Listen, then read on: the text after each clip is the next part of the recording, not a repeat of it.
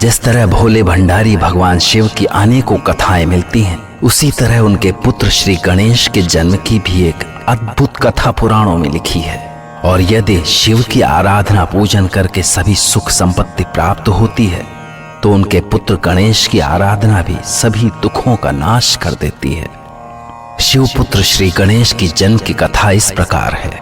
एक बार की बात है कि माता पार्वती की दोनों सखियां जया और विजया उनके पास आकर बोली, हे सखी, इस समय शिवलोक में जो भी गण हैं, सब शिव के द्वारा ही पैदा किए गए हैं।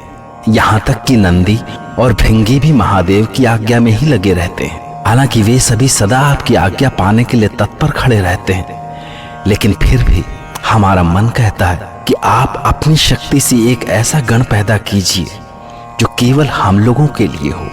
सखियों की ये बात सुनकर पार्वती उस समय तो मुस्कुरा दी, पर एक दिन जब पार्वती स्नान कर रही थी, उसी समय महादेव शिव नंदी को लेकर उसी कक्ष में चले आए। उन्हें इस तरह आते देखकर पार्वती लज्जा से भर उठी। उसी समय उन्हें जया विजया की बात समझ में आई कि वे ठीक ही कह रही थीं। ऐसा विचार कर उन्होंने अपने शरीर के मैल से एक बालक बनाया जिसमें सभी गुण थे। उसकी सुंदरता पर मोहित होकर देवी पार्वती ने उसे आशीर्वाद देते हुए कहा, आज से तुम मेरे पुत्र गणेश हो। मेरे लिए इस संसार में तुमसे प्यारा और कोई भी नहीं। तब गणेश ने हाथ जोड़कर कहा, माते, आज आपको ऐसा कौन सा काम आन पड़ा कि आपने मुझे जन्म दिया?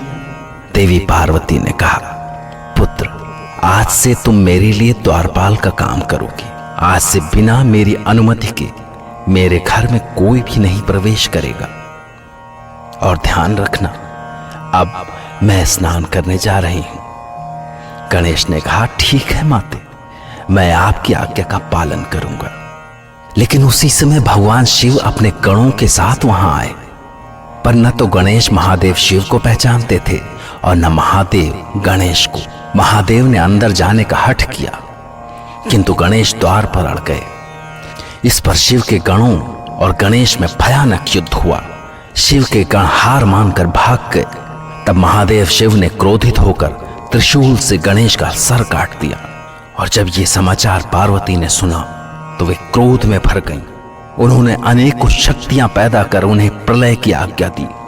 इस होने वाली प्रलय से घबरा कर देवताओं ने उनसे प्रार्थना की और उसे रोकने को कहा, पर पार्वती ने उनसे कहा कि अब तो ये प्रलय तभी रुकेगी जब मेरे पुत्र गणेश को जीवित किया जाए और उसे सर्व पूज्य बनाया जाए। तब देवताओं ने शिव के परामर्श से एक दांत वाले हाथी का सर गणेश के कंधे में जोड़कर उन्हें जीवित कर दिया।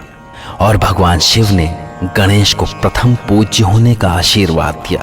तब से जो भी शिव पुत्र गणेश का प्रथम पूजन करता है, उसके सारे कष्ट दूर होते हैं।